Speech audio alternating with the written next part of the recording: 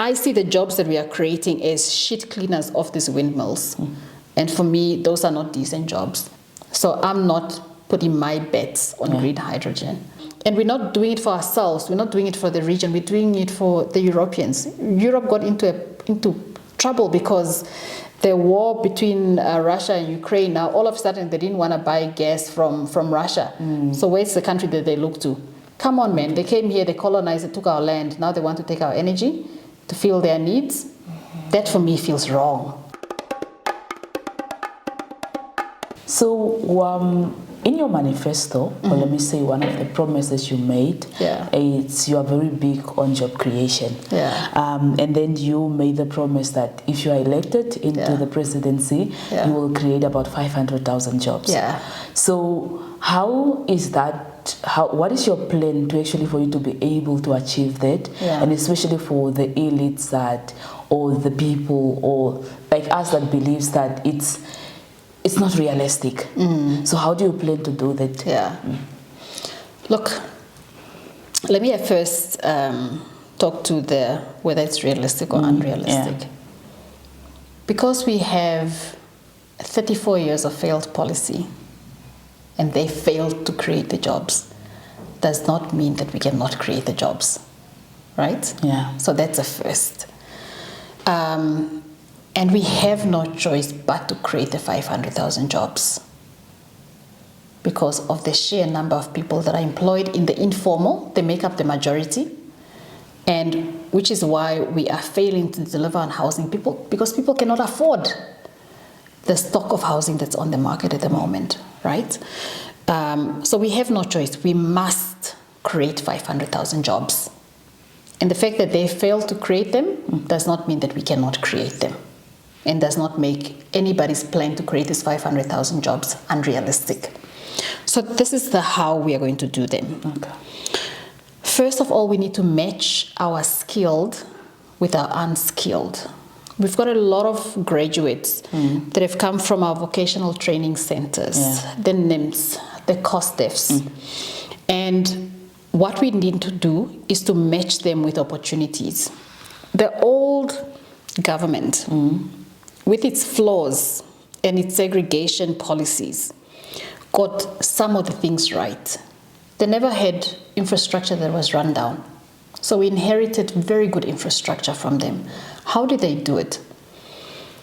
If we just go back to the way they did it, for some of the things that worked, and don't discard everything, right?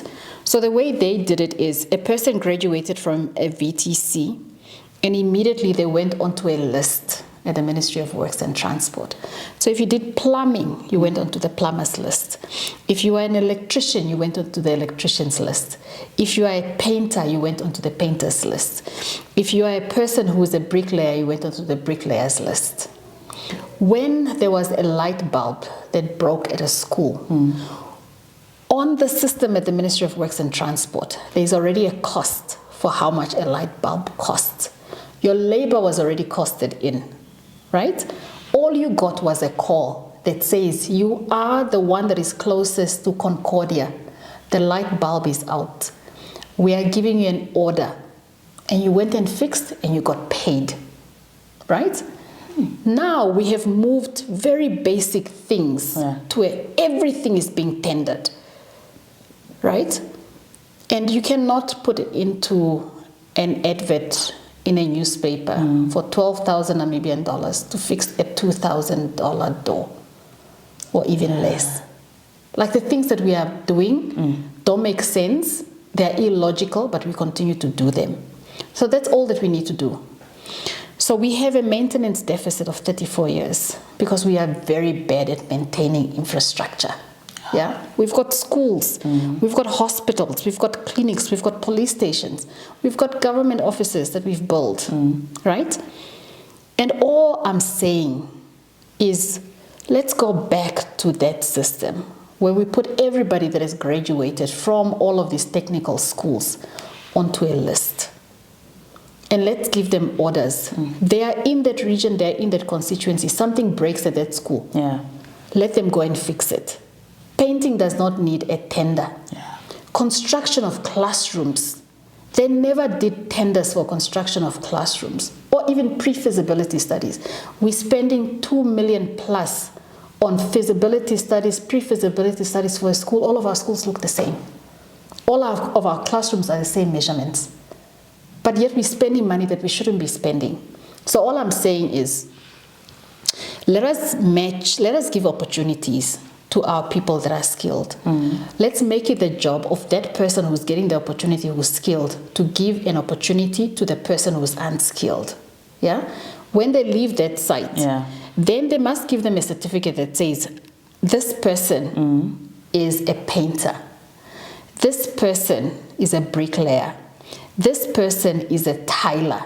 This person is a plumber, because they're unskilled. They haven't had the same opportunity to go to a COSTEF or a NIMT or a VTC to get the certificate. But by giving an opportunity to the one that is skilled, the one that can get onto the list, this one that's on the list gives the opportunity. They must employ the other ones that are unskilled. But before they leave that site, they must give them a certificate that says they're able to do this job. Now you have created, the person already has a skill, now you've given them the paper. They can then themselves go get registered on this system. So you kind of build a recurring system. And we already have a budget under our capital budget. It always varies about 8 to 9 billion. And I'm saying, let's take 5 billion of that. Let's stop building new things. Let's deal with the maintenance deficit. Our hostels need work. There's so much work that we need to do on infrastructure that we've already built. And by not attending to infrastructure that we have built, what we are saying, literally, to the taxpayer is, we do not value the money that you've given us to build that infrastructure. So that's all that I'm saying. Take 5 billion of your capital budget, deploy that to maintenance, so that we can mop up a lot of the people that are on the street to be able to do this maintenance. And we will be doing that for 5 years. Because you've got a 34-year maintenance period that you have to catch up with. How many schools do we have? How many hostels do we have? How many hospitals do we need to fix? How many clinics do we need to maintain? Our museums. We've got so much infrastructure. We can mop up a huge number of people if we just become focused. The second one is also focusing on the VTC graduates, NIMT, and all these other ones that come out of the trade schools. A lot of them are graduating as mechanics. Now, we have graveyards of government vehicles where we buy a vehicle, something small sometimes, breaks on that vehicle. Where do we go and park it? Government garage. I've never seen a government plated car at a mechanic shop in Katutura. I've never seen it. Why are we not giving opportunities to people that are running these mechanic shops to fix these vehicles? Why must we rather just dump these vehicles and go and buy new ones?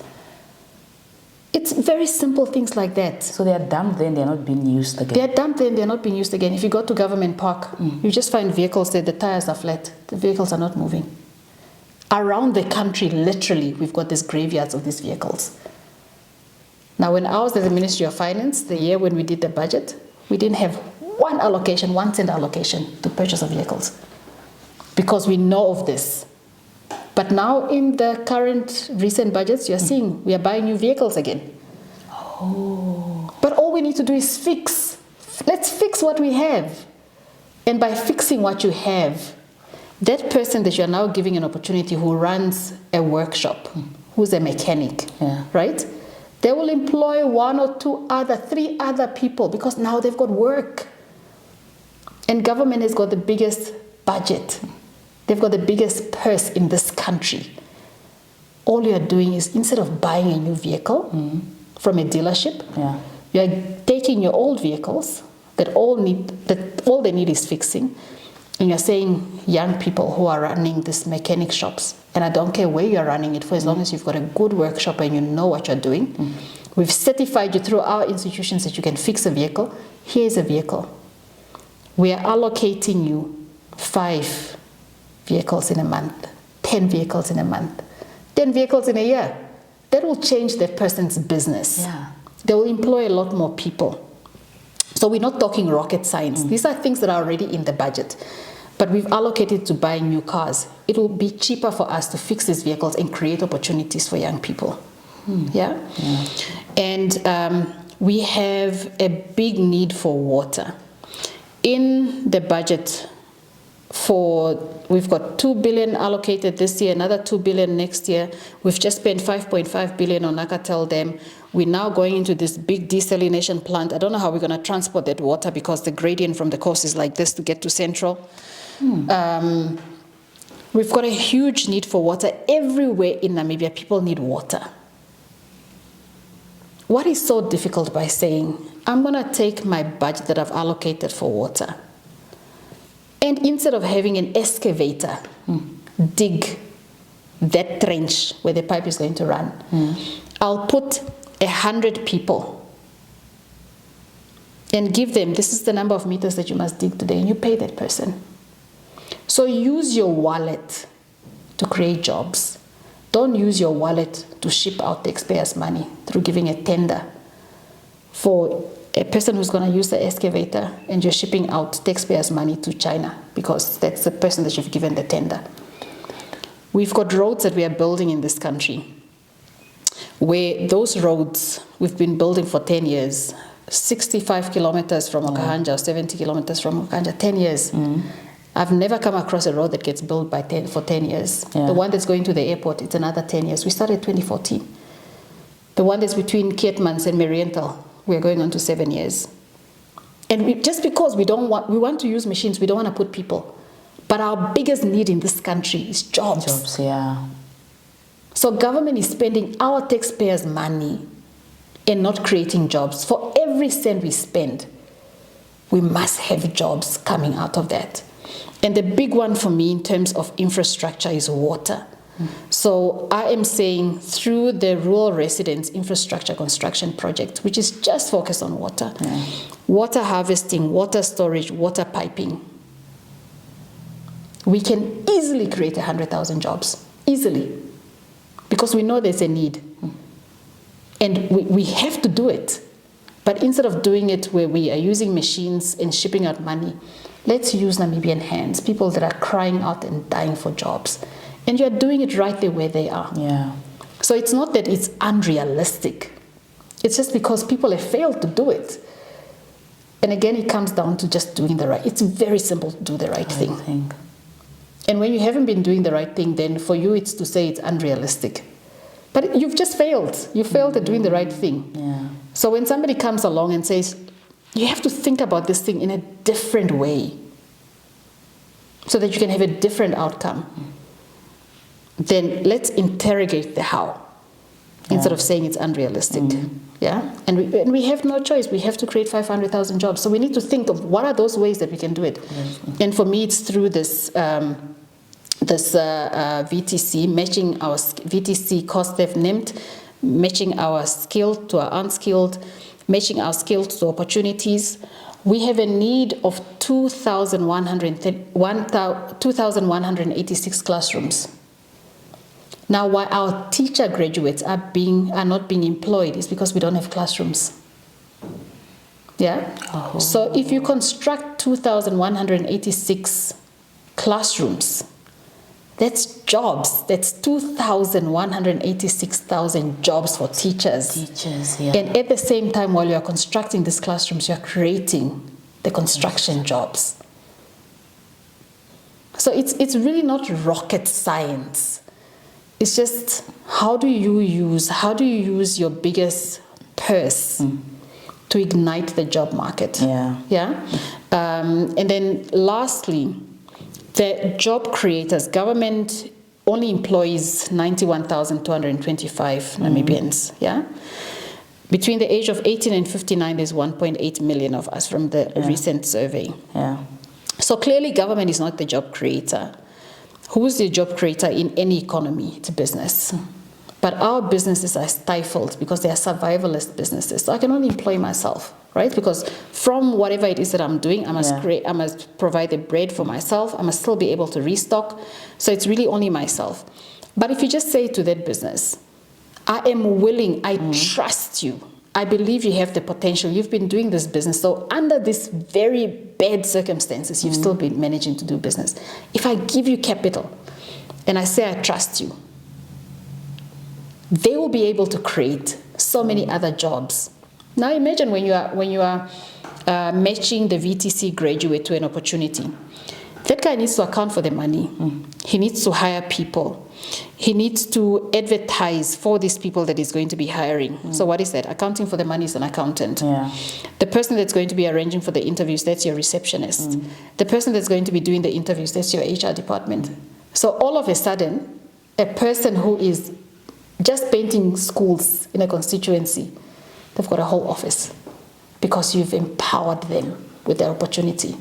And then by empowering them with the capital to be able to actually act on that opportunity through the 12 billion Enterprise Namibia Fund, you've made their business sustainable. They can pay their people without worrying, whether I can take on these 5 people to do this job. Yeah. You understand? Yeah. So it's basically just saying to Namibians, I trust you to get on with what you need to do. And I know the constraint is capital. I know the constraint is opportunities. And I'm willing to give you those opportunities because it works well for me as a government to have Namibians that are working. Interesting. Yeah. And you also emphasize on helping entrepreneurs, especially those in climate resilient agriculture. Yeah. So how do you see that sector growing, especially in terms of job creation? Yeah. Look, I ran a farm. I ran the biggest potato and onion farming operation that was owned by a non-white person in this country. I had a full-time manager, qualified. I had a full-time assistant manager, qualified. I had 12 people permanent. And that was on 40 hectares. We had 2 center pivots, which at any one time we would have planted half-half. So at any one time we only actually had 13.6 hectares under production, but it still employed 14 people. Right? And we were, because I like to innovate, so we quickly went into processing of some of our onions, and we did an onion flake that did really well. So all of a sudden you're going into packaging, right? Somebody can package, so that's additional people that you're employing in your pack house. Yeah?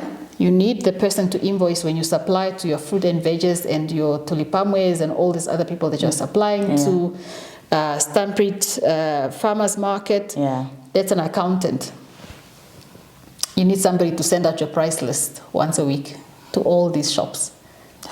Yeah, that's a marketing person. You need somebody to take the pictures of the produce. That's a marketing person. So you're creating jobs from something that seems like it's very simple, but that thing, agriculture, needs money because you need to sort out irrigation. Namibia is a very hot country. You cannot do agriculture where you don't have water. And for our retailers, if you supply them today and you can't supply them tomorrow, they don't do business with you. You need to be able to supply them every week, right? And for you to be in production every week of the year, you need to have water right through. So that's irrigation. It requires money. And then you need implements. So if you are wanting to have a higher harvest, you need implements. Those implements need to get pulled by a tractor. If you are wanting to have the best output in terms of yield, and also knowing whatever it is that you're expecting to harvest, you need to have certified seed. That requires money. So I'll use the example, for instance, when we were in potatoes, it was 570,000 per hectare. And we didn't consider you a serious farmer unless, of course, you had 5 hectares. So just take 570,000 times 5 hectares. How much is that you needed for one cropping cycle, right? So when we give people kind of ideas to get into an industry, but we don't back that up with capital, we are doing them a disservice. So for me, agriculture is the one thing that's going to help us very quickly provide jobs and industrialize, but we need to sort out water. And once you sort out water, you sort out agriculture. Once you sort out agriculture, you're sorting out manufacturing. Mm-hmm. Once you're sorting out manufacturing, you've got jobs. I see. Yeah. Yeah. So it's just simplifying things, but you've got people that are coming up with policies that have never been in business. They've never run a farming operation, yet they are the ones that are telling you, we want to mechanize and we want to do all these fancy things. Mechanize, modernize, and da-da-da. That's what I heard yesterday from a politician, and a career politician at that. But that person has never been on a farm. They don't know how to grow something. You know, before I started, I grew because somebody spoke to me about, you know, the amount of potatoes that we are bringing in. And for me, I was interested in the kind of experimenting with fiber, bamboo. So I thought, okay, if you can match what we are importing in a lot and get this to be profitable, you can fund the experiment, because nobody wanted to fund the experiment in bamboo. But before I did that, I grew tomatoes in my backyard because I wanted to know that I'm not going to kill whatever it is that I'm growing. And can I grow something? Even if I'm going to employ, can I grow something? And only once I did that did I go into then saying, okay, fine, we can do this. And then we went with the farming operation. But you cannot have people making policies that don't know what farming is about. You know, you cannot have people making policies about business. They don't know what are the challenges of business. And this is what we've been doing. We've been voting politicians into positions, and we expect them to solve problems that they don't know what these problems are about and how you solve problems. Yeah? I see. Yeah, and one industry that is also like immensely, I think, big in Namibia is the energy sector. Yeah. Let's talk about the green hydrogen, the solar energy. Yeah. Do you see those sectors also working for your government as well? Yeah. Especially when it comes to job creation and empowering the economy for the country and all that? Look, I think Namibia should be the energy engine room for the continent, especially our southern continent. We've got Zambia, who started out manufacturing. They are raring to go, they just don't have power. You've got South Africa that is still going through its power issues and load shedding. You have us, you've got Botswana, you've got DRC, you've got Angola. Our part of our region needs power. Namibia has the highest level of radiation, so we cannot ignore solar. We have uranium, so we cannot ignore nuclear. We have the falls, so there must be some hydro mix in our power supply when we're talking about power. Yeah. Unfortunately, green hydrogen is something that I feel has been hyped up. It's delivering the jobs too late. I am very aware that if we don't think about it correctly, we will have the same type of jobs that we have coming out of the solar plants that we now have, which is basically security guard jobs. Because that's all. Once the plant goes up for a solar plant, it's just somebody making sure that those panels don't get stolen. Yeah, so with green hydrogen that we're wanting to do with wind predominantly, in terms of energy and a little bit of component of solar, I see the jobs that we are creating as shit cleaners of these windmills. And for me, those are not decent jobs. So green hydrogen, I do not understand too well. So I'm not putting my bets on green hydrogen. But I definitely think those three things that I've spoken about, solar, nuclear, as well as, and there's now mini nuclear reactors, right? As well as hydro, are things that we need to consider and seriously consider them, because we can become a power player in the sub-region in supplying power. We cannot ignore, I mean, I always thought, why is it that when I drive to the north, the sun hits you differently? Yeah. So there must be a reason. There's never any mistake in any creation work of the Lord. There's never any mistake. We are just missing it. We are missing what is it that we are supposed to be getting from the sun. The sun is the biggest power source in the world. And we're missing it totally. Yeah. Our desert at night is cool, meaning there's moisture. So we can generate water from our desert because it's so cool in the evenings. Okay. You know? But I think we just need to become more open-minded about some of the things that we can do. But my bet is not on green hydrogen. I think there's been too much hype. And we're not doing it for ourselves. We're not doing it for the region. We're doing it for the Europeans. Europe got into trouble because the war between Russia and Ukraine, now all of a sudden they didn't want to buy gas from Russia. So where's the country that they look to? Come on, man. They came here, they colonized, they took our land. Now they want to take our energy to fill their needs. That for me feels wrong. Morally it feels wrong. Yeah, Sorry. no problem. Ethically it feels wrong, you know. And we're giving them access to places where we as Namibians don't have access to. We've been praising ourselves to say we've got, you know, this protected area. All of a sudden it's green hydrogen, you can go there. Yeah. Yeah? But for me, driving through the Spiersgebied, there are signs there. I can stay on the road. You know, it's a national park, but I must stay on the road. But for a green hydrogen company that is going to supply power to Europe, by all means, go there. That's wrong.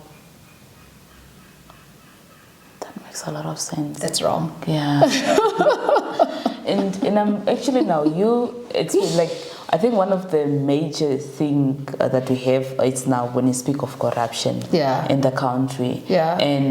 And we have all these policies and one thing that I heard is that most of these policies, they don't protect our resources. No. We don't have policies that actually protect our resources for them, for us to own them. No, not at all. So our constitution, when you read it, especially when it comes to natural resources, reads right until you get to the end. It says all land, water, natural resources, anything above and below the surface, something that is in our territorial water belongs to the state, except which is already owned. That's how it's worded. So there are certain ways that we can approach it. So our constitution kind of says something, but then it kind of takes it away. So if somebody already owns it, then it doesn't belong to the state. But there are countries that have been very successful at making sure that their resources benefit their people. Yeah. Now, there is one country that we are now leaning towards and kind of learning from, where it hasn't benefited its people, and I'm wondering, why are we wanting to learn from that country? It has not benefited their people. You know, we had somebody sent a delegation to Angola, and sitting president went. But Angola is not, I mean, that's not the poster child for success of managing resources. But you've got your Norways that have shown us how do you do it. You've got your Qatars that have shown us how do you do it. And it all comes into what is your take from a tax point of view as a country, and how do you deploy those taxes? So at the moment we are getting 3.49% of all of our total taxes coming from mining. It's ridiculous. Mining contributes the least amount of taxes, income taxes, 2.95 billion. But why? So non-mining companies are giving us 1.4 billion. Oh, sorry, diamond mining companies are giving us 1.4 billion. Non-diamond mining companies are giving us 1.4 billion. So that's 2.95 billion in total. Non-mining companies, all our other companies that are not related to mining are giving us 8.4 billion. You are contributing the rest, 62 or something in between billion. Oh. So our tax regime when it comes to mining companies is totally off the mark. Totally off the mark. Now, I come from an experience where I was a partner that did audits I was leading energy and natural resources portfolio at KPMG. So I know there's management fees that get charged by a lot of these companies where they are transferring out their profits from Namibia into another country that has a lower tax rate, and we're not getting the benefit of that. I know that the royalties that they pay, they deduct before they pay income taxes. Yeah? So we need to change our tax regime when it comes to mining. Yeah, so we can benefit our people. Okay, one of the also we have corruption in the country, and that's not even like a secret or anything. Yeah. So with your new government, how do you plan to kind of wipe out corruption? And you have already been in positions where in government positions, especially with the Ministry of Finance, and you're seeing how things were working, and you're saying there's already a system that is already set up for things not to work. Yeah. So how do you plan to kind of dismantle that machine, or kind of, just to wipe up corruption and to make things work? Yeah. Okay. So firstly, I think it's a recognition that corruption is a crime. Yeah. So I say just because somebody is stealing in a suit and sitting in an office does not change it from the fact that somebody has stolen. Yeah. And if somebody has stolen, why do we need to have a different process for a person who steals in an office and in a suit? Let's first decide whether they can be investigated. Let's first decide whether they can be prosecuted. No. When somebody steals, you do an investigation. You know it's them. You arrest them. They go to jail. Yeah? So for me, that's the way that it needs to be done. But there is a second thing, which is negligence. So we've got a combination of the one that's corrupt, and then we've got the element of the one who is negligent, right? And they pretend they don't know what they're doing, but they know exactly what they're doing, and you can't tell whether the person is actually negligent or the person is just an outright thief. So if you prosecute for both, then you catch the one that is pretending to not know, but is wasting government resources, and the one who's actually just an outright thief at the same time. But for me, the important thing is to acknowledge that corruption is theft. And just brand it like that. Don't give it a different outfit. It's like wanting to put lipstick on a pig and wanting to make a pig look nice. You'll never get a pig to look nice. A pig is a pig. Yeah? So if you are a thief, you are a thief. Whether you are wearing a suit, whether you are doing it in an office, or whether you are stealing somebody's car, whether you are hijacking somebody, you are a thief. That's it. So just do that. So for me, I know for sure that our prisons are going to be full. And I will not be scared. We will not arrest you and have you in jail for 5 years and deciding what we're going to do with you because we're too scared of how we're going to get implicated. Our prisons are going to be full, and they're going to be very full of people in suits. We have to do it. We have to clean up. And we have to clean up fast. Because if you don't clean up fast, then you are stuck with a slow system that's going to be cutting you at the knees while you're trying to reform. Yeah. And what I found, for instance, we wanted to implement a wonderful project, and we were going to pay about 5 million to reform our payment system. And it was going to be done by one of the big four firms. Good work. I was so excited about it. But believe you me, after we went contract awarded, nobody made it to the meetings because they knew it was going to change the entire system. So whoever was eating, even from the bottom, would not be eating anymore. They just didn't pitch up for the meetings. So the consultant said nobody to consult with. Oh. So the project died a slow death. Sure. So to overhaul this system, you need somebody who is not scared. You also need somebody who understands how they've been scheming the system. So I'll give an example. Ministry of Home Affairs put out a contract, and they're ordering passports for refugees. 300,000 passports for refugees coming in from Russia. You're asking them, okay, you've already signed this contract. Now I'm getting this invoice, I need to pay it. But please tell me, how many passports did you issue for refugees in the last 5 years? Then they tell you 300 or 150, some ridiculous amount. So why are you ordering 300,000 passports? Sure. So you also need somebody who's got an inquisitive mind, but you also need somebody who wants to see the rot out of the system. You cannot have the same person who's corrupted your system. And for me, do you know how I used to tell who was involved? Yeah. Where would my letter stop? Oh. So if I wrote a letter highlighting something of somebody who did something, I would tell who is it, what level is involved by where the letter would stop. So to deconstruct the system, you need somebody who has got a high level of integrity. You need to have somebody who's not part of the machinery of building that corrupt system. You need to have somebody who's not afraid. And for me, I'm saying both the negligent and the outright thief both need to go to jail. Now, do we have and we will have jail cells that are full of people that we had a high regard for, but are thieves. Nah.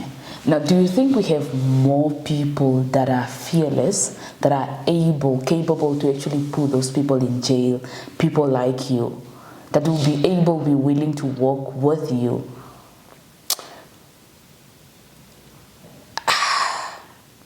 Interesting question. There are a lot of people that are not bold. There really are not a lot of bold people around. So when I had this incident of, I literally had somebody calling me and saying, I've got an invoice and the Ministry of Finance owes me this amount, and why are you holding my payment? So I was like, we don't hold payments. We've got a structure, right? So Mondays we pay this, Tuesday we pay this, Wednesday we pay this, Thursday we pay this, Friday we pay that. And if your invoice fits in that, maybe Monday is foreign payments, Tuesday is maybe refunds, Wednesday is maybe local payments. So we were putting money into the economy literally every day. And we need to do it because we are the biggest spender. How can you tell me that there's an invoice that's not been paid and it's been outstanding for a long time? It's budgeted and you've got the contract and everything else. So I call this file. Then I find out, firstly, it's not the Ministry of Finance that owes them. It's another ministry. Secondly, all their invoices were being paid 3 days after the invoice comes into the Ministry of Finance. And now it's been sitting here for 7 days. It's a week. It's going through the normal process. And the normal process feels too long for them. So I then call in security. So we've got investigators at the Ministry of Finance. And I say, I want to find out who of my people is involved in making sure, I want to find out who of my people is involved in making sure that this person gets ahead in the queue. And how have they been getting ahead in the queue? So you highlight all of these things. Everybody knows something here is wrong. Investigation never comes to an end. You see where it stops. Yeah, you see where it stops. You don't get an answer, right? So there are some brave people, but unfortunately our system, because people fall into the trap of, and if you don't have controls, you make a thief from a person who was previously not a thief. So when they see everybody else kind of conniving and shortcutting the system, then they do the same. And people are not brave to speak up and say, but this is wrong. And I really have not come across a lot of brave people. I see. Yeah. So we have these issues, a lot of issues in the country. There are topics that are being spoken about, and people that are also like, we have abortion. We have homosexuality as well. I think we can take them at the same time if possible. So you being very faith-driven and a believer. So what are your take on that? Because I saw an article, I think in the newspaper, it was not yesterday or the day before, like politicians want to be voted by homosexuals, but they don't want to support them. So what is your take on that? Look, okay, let's take the abortion one first. I think abortion comes with a lot of psychological impact on the person that goes through that, and sometimes unknowing. right? Because they feel that they've been put in a situation and they're trying to come up with a solution, and sometimes they don't have the right guidance. And they realize much, much later on in life when they have to deal with the consequences of that. And for me, the protection of life starts at conception, and our constitution protects life. So for me, it's really just about defining where does life start, because our constitution protects life. And for me, as a believer, life starts at conception. And on the right of the LGBT plus community, look, that community is dealing with a lot of issues within themselves.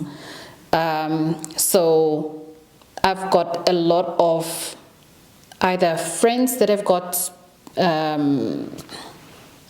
people that are of that community, and kind of the high level of attempted suicides.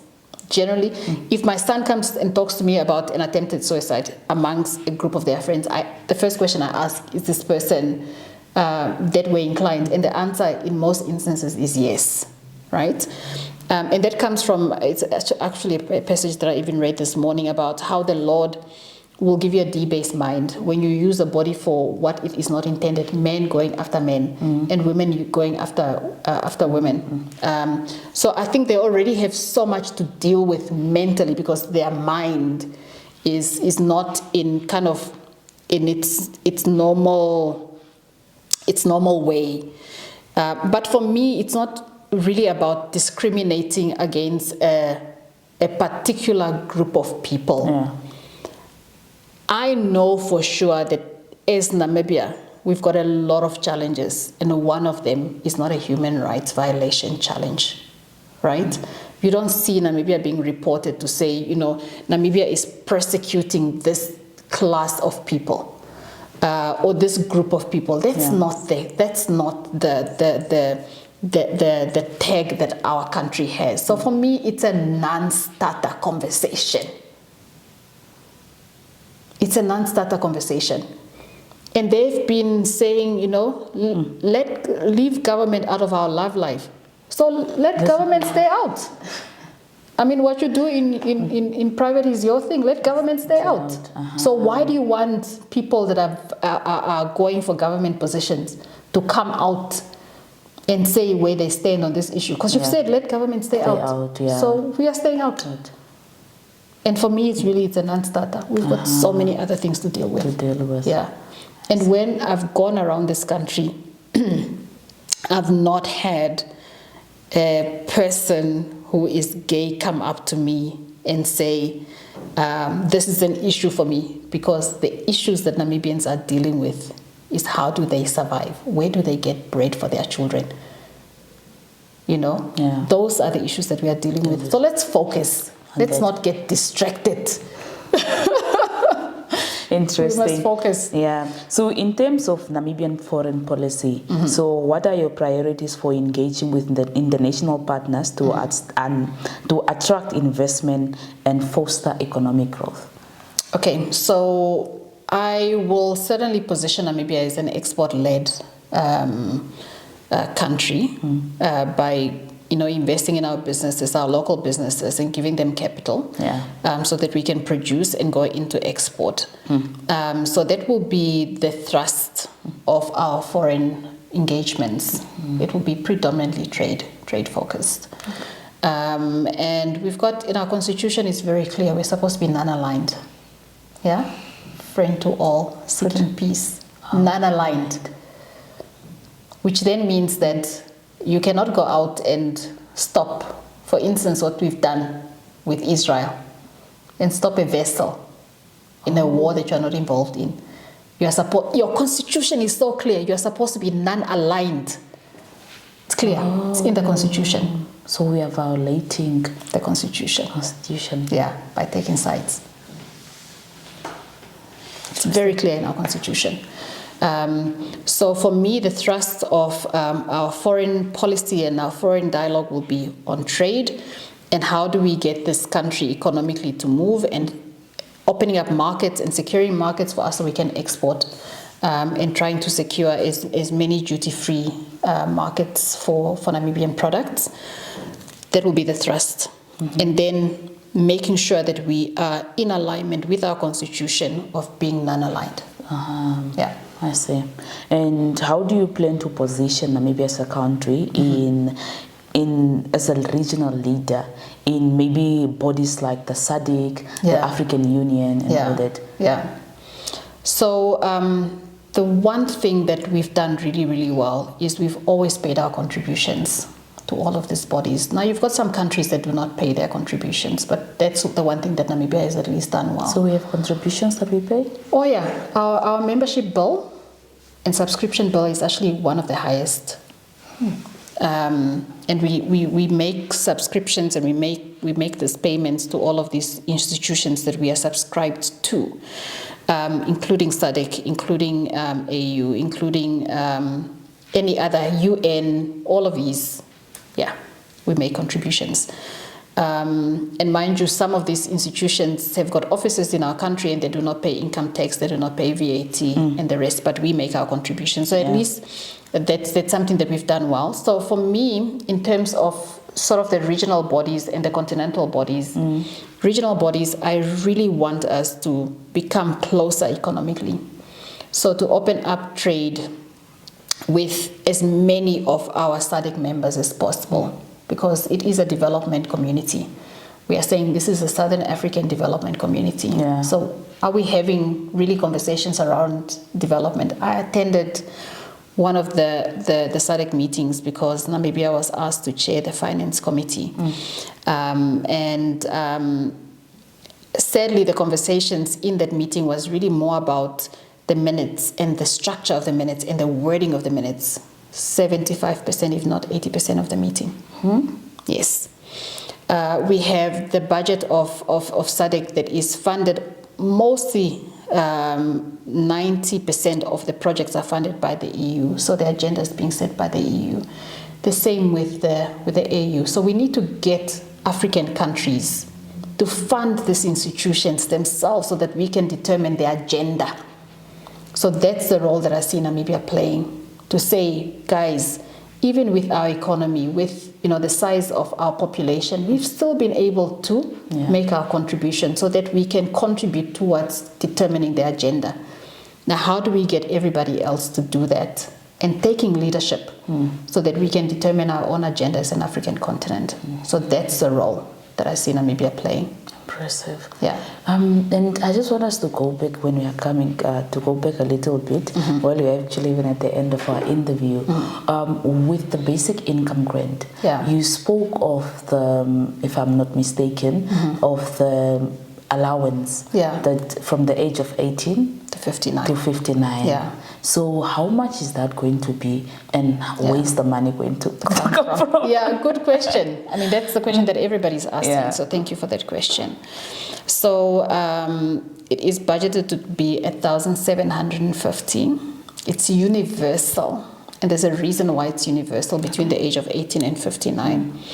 The moment you make something universal and you don't have qualification criteria, it brings down drastically the administration cost of that program to zero. Now, all of our grant systems and our grant allowances that we give have got a burden administration cost of about 40%, which then means the number of people that you can help are significantly reduced because you have an office that a person must go and prove that they meet the criteria to access that grant. So the moment you make it universal and you say the only determiner is your age, we're going to determine your age based on your ID that we've got at the Ministry of Home Affairs. Yeah. We don't need you to come into an office. We don't need to set up an office. It's already there. And all we need to figure out is the disbursement mechanism. So there's no administration cost. You can help a lot more people. It will cost about 2.6 billion a month and 32 billion if I don't take out the VAT a year. We currently, in the current budget, there's and it's growing every year, the transfers and subsidies that we are making out of government without any requirement of accountability, straight transfer, is 27 billion. Yeah. Then we've got an operational budget, which now includes the salaries that we pay, and we've got a disproportionate benefit of your budget, of your taxpayers' money going to the 91,000 people that are working in the government of Namibia, even healthcare. Their medical aid, which is close to 3 billion, is 26% in comparison of your budget for the entire country that must benefit 2.5 million people. And there are only 91,000. So your total allocation of health is 8.9 billion. They're receiving 3 billion. They're 91,000. You are 22.5 million people. So in total, it works out to something like 33,000 per person the whole year if they needed to access medical services, while for you, it works out to 1,400.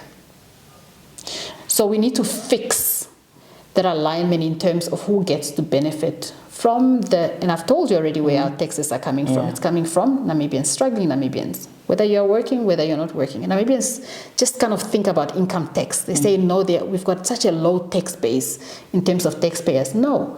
When you're in the shop, 15% is going to VAT, it's tax going to government. When you're recharging your phone, it's 15% is going to tax.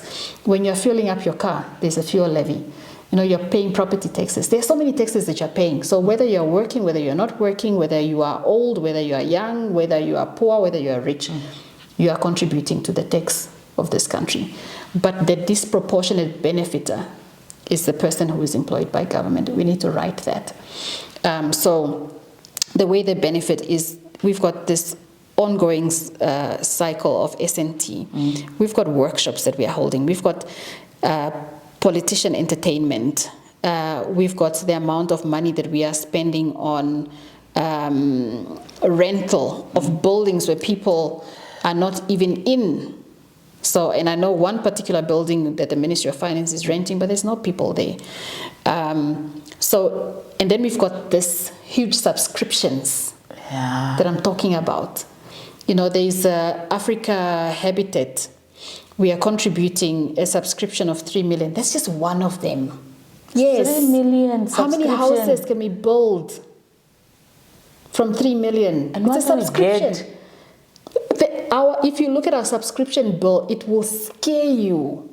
What do we get from those bodies? Like, is it just the meetings that we go to? It's the meetings, so it's a person who's getting S&T, literally. They don't even bring back reports. So that's where the money is going to come from. So I have gone and I have set a whole weekend and I've gone through subscriptions. And I've said, what are the subscriptions that we can do without for a period of 3 years? It's not going to break that subscription if we don't do it. If we do not contribute to Africa Habitat 3 million a year. If we don't contribute to RCC, where people are sitting at home and they're not working because we've taken a cabinet decision to close RCC down. 55 million people that are not working are getting 55 million from your budget every year. Epangelo Mining, which is in an industry where other mining companies are making money, we are paying their salaries, 5 million. Why? Sure. We are making contributions to a private hospital, 234 million. Private hospital? Yes, it's not a hospital that's run by government, but we are in our budget, in that 8.9 billion, there's 234 million going to a hospital, right? Your machines, your diagnostic machines that we're going to be buying this year is 150 million because we are putting 234 million into a private hospital. But our hospitals don't have the equipments and the machineries. And the budget for the machines is 150 million. To this one hospital is 234 million. So it's not that the money is not there. We just need to get it from all these pockets where it's misallocated. And for a period of 3 years, it's not going to break the government of Namibia to say, your priorities are wrong. Give this money back to the people that put it in there. They'll have better use to it. And they need it. Yeah. They need it. And either we pay the price of inaction, which is building more prison cells, having a high health bill, dealing with diseases of poverty that we've spoken about earlier, dealing with the consequences of poverty by putting people in jail, building checkpoints to check these people that are stealing, or we say, as a society, let's fix the causes of these things so that this money the price that we are paying for inaction is already too high. Yeah. So it's a decision that we have to make. It's a decision that we have to make. Interesting. Yeah. So what do you think are the most important takeaways that people should take away from your campaign, your New Way campaign? Yeah, New Way campaign. Yeah. Look, for me, it is, we will be taking such a big risk to renew the mandate of 34 years of failed policy. The second biggest risk we will be taking is by voting for candidates that come from offshoots of a failed administration. We need to get to a point where we invest in the potential of Namibians. And investing, like the word, is when you're putting money where your mouth is. So 12 billion into our business people, into our local business people, right? Through the Enterprise Namibia Fund. We need to rebuild the trust in government. That government will react when you get into a situation. Your government is there for you. It's got your back. We need to rebuild that trust. It's not there. We can do that through the 1,750 Namibian dollars for a review period of 3 years. Yeah. Thirdly, we need every cent of your taxpayers' money that we spend to create jobs, which is through the 500,000 goal that we've set to create jobs. So those are the three things that I think we need to focus on. So it's investing in the potential of the Namibian people. It is restoring the trust that we have in government, that our government is able to be there for Namibian people. And we have to, every cent we spend of your money must create a job. Yeah. Job creation is like a main thing, and it's like the main solution. And every policy we have around land must deliver housing, urban land, so we can deliver housing for our families.